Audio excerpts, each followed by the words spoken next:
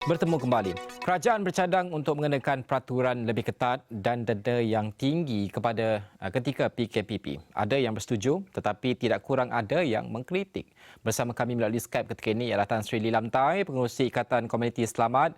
Terima kasih Tan Sri kerana bersama kami pada jam ini. Pertama sekali, Tan Sri, apakah mungkin pandangan Tan Sri sendiri terhadap penguatkuasaan arahan untuk mewajibkan pemakaian pelitup muka bermula 1 Ogos contohnya agar tidak timbul masalah? Ya, saya rasa bahawa keputusan kerajaan untuk mewajibkan pemakaian pelitup muka ini adalah satu keputusan yang berpatutan, memandangkan bahawa isu mengenai kekurangan pematuhan kepada SOP masih itu berlaku.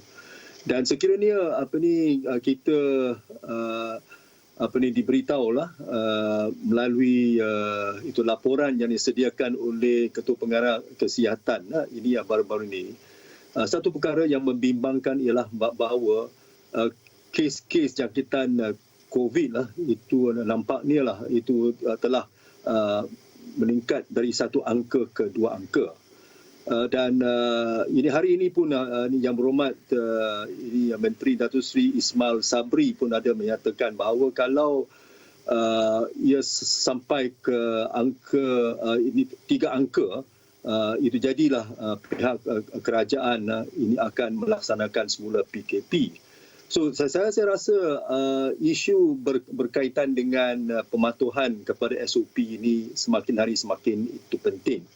Dan apa yang saya rasa yang patut saya tegaskan di sini ialah bahawa sebagai anggota itu masyarakat, orang ramai, saya rasa kita memang ada tanggungjawab masing-masing untuk memastikan bahawa pematuhan kepada SOP inilah harus diteruskan.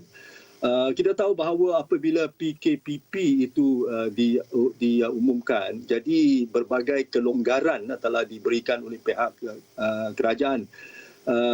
Itu misalnya kita boleh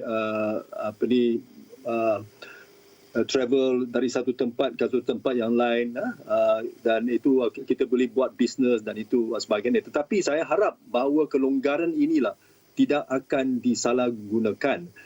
Apa yang paling penting ialah bahawa sungguh pun kelonggaran diberikan, tetapi kalau ini kita sedar bahawa jangkitan COVID ini masih merupakan satu ancaman kepada negara kita, jadi saya rasalah kita tidak boleh ini alpa, kita tidak boleh itu leka, tetapi sebaliknya bahawa kita nak memastikan kepada pematuhan kepada SOP. Jadi dalam hubungan inilah saya juga berpendapat bahawa aspek penguatkuasaan ini sangat itu penting.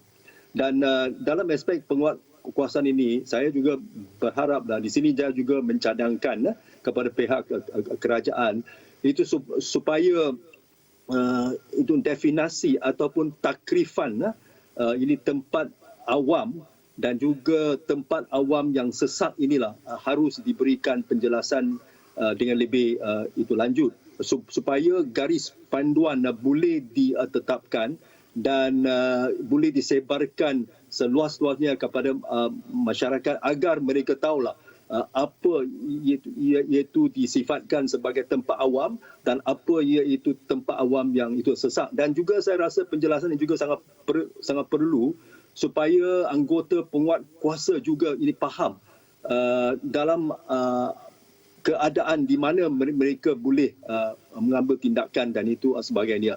Yang paling penting ialah bahawa saya tidak itu harap bahawa apabila penguatkuasaan ini dilaksanakan, itu jadi timbul jugalah ada itu masalah pertelingkahan antara satu sama lain dan itu sebagainya. Itu ialah respon saya lah. Tan Sri, mungkin secara ringkasnya cadangan untuk dikenakan denda sekiranya ada yang gagal memakai topeng atau pelitup separuh muka ini. Adakah ini bersesuaian untuk kita mencipta kesedaran untuk memakai topeng di kalangan orang ramai? Ya, itu memang isu tentang ini hukuman kerana kita gagal untuk itu mematuhi. ini SOP, misalnya pemakaian pelitup muka ini, kalau sesiapa yang didapati bersalah, memanglah saya rasa bahawa denda lah ini boleh dikenakan. Akan tetapi saya juga berpendapat bahawa mengapa berbagi itu masyarakat, mengapa kita nak tunggu sehingga penguatkuasa mengambil tindakan. Kita sendiri mesti ada kesedaran bahawa kita tak itu perlu dikuatkuasakan. Apa yang kita diminta untuk buat, untuk melaksanakan, misalnya pematuhan kepada SOP, kita boleh membuat itu demikian tanpa ini penguatkuasaan. Akan tapi kita tahulah bahawa memang ada itu manusia lah yang ini engkar lah untuk mematuhi ya.